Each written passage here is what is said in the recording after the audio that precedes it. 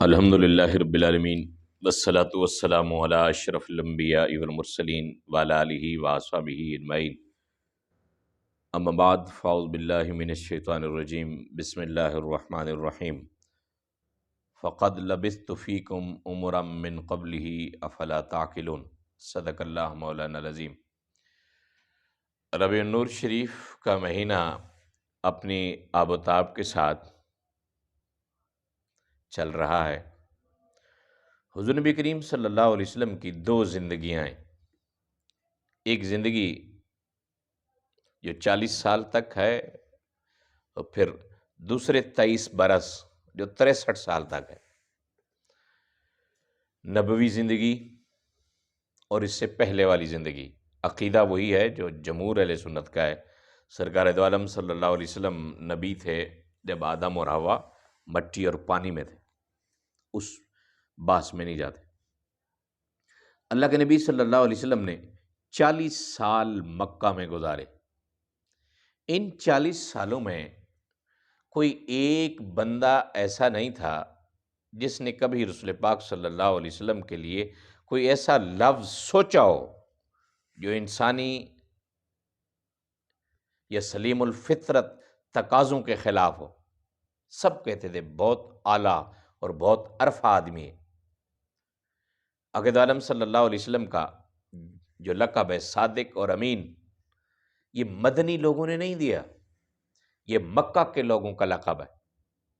گویا کہ مکہ کے سب سے بڑے بڑے کافر بھی آپ کو صادق بھی کہتے تھے اور آپ کو امین بھی کہتے تھے۔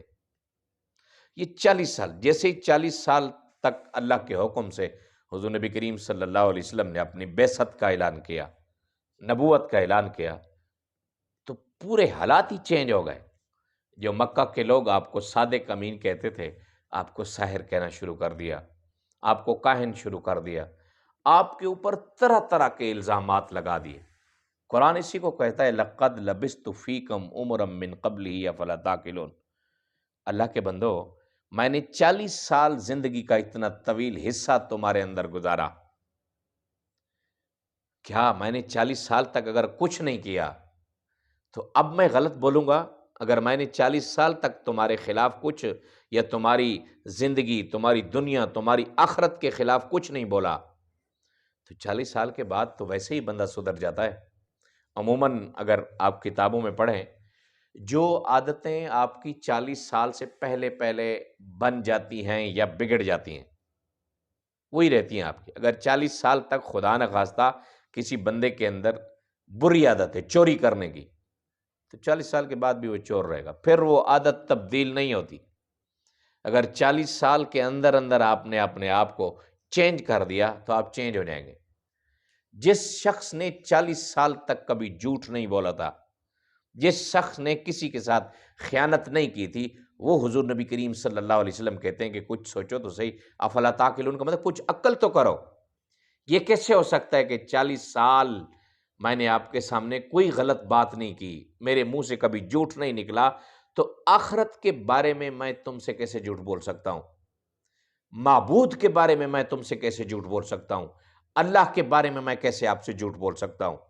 لہٰذا جو میں کہتا ہوں کہ خدا واحد لا شریک ہے، اس کا کوئی مثل نہیں، اس کا کوئی شریک نہیں ہے، پتھر کے بنے ہوئے بت یہ خدا نہیں ہے، یہ تمہیں نفع اور ضرر نہیں پہنچا سکتے، صرف اللہ کی عبادت کرو۔ تو سب سے اول مقصد جو حضور اکرم صلی اللہ علیہ وسلم کی بعثت کا تھا، اللہ کے بندوں کو اللہ کی عبادت کے اوپر متفق کرنا۔ اس دور میں جہاں ہم میلاد مناتے ہیں، اس میں سرکار دو عالم صلی اللہ علیہ وسلم کی جو اولین ذمہ داری تھی رسالت کی، وہ یہی تھی کہ اگر اللہ کے بندے اللہ سے روٹھے ہوئے ہیں تو پھر سے اللہ کے بندوں کو مبلغ کا یہ کام بنتا ہے، رسول کے نقش قدم پہ چلنے والے شخص کا یہ کام بنتا ہے، وہ پھر سے ان لوگوں کا رشتہ مضبوط کرے اللہ تعالیٰ کے ساتھ اور اللہ کے رسول کے ساتھ۔ یہ سب سے بڑا میلاد ہے۔ حضور نبی کریم صلی اللہ علیہ وسلم دنیا کو اللہ کی عبادت سکھانے آئے تھے، اور اللہ نے جو احکام اس کتاب کے اندر نازل کیے، ان احکاموں سے آشنائی دینے آئے تھے۔ اگر کوئی بندہ سارا سال اللہ کے آگے جبین نیاز ہی نہیں جھکاتا، وہ اللہ کے حضور سجدہ ہی نہیں کرتا، لوگوں کے ساتھ دکھ اور فریب کرتا ہے، لوگوں کے مال لوٹتا ہے، ربیع الاول آتے ہی وہ بتیاں بھی لگا دیتا ہے گھر کے اوپر، جھنڈے بھی لگا دیتا ہے، دو تین علماء کو بلا کے، نعت خوانوں کو بلا کے محفل کرا دیتا ہے، لنگر پکا لیتا ہے۔ آپ کو بات ٹھیک ہے، تو بڑا عاشق رسول ہے۔ کدھر عاشق رسول ہے؟ جو سرکار سکھانے آئے تھے وہ تو اس نے سیکھا ہی نہیں۔ جو مال اس نے حرام کا کمایا اس سے لنگر پکا دیا، اس کا مطلب یہ تو نہیں کہ اس نے لنگر پکایا تو بڑا احسان کر دیا اسلام کے اوپر۔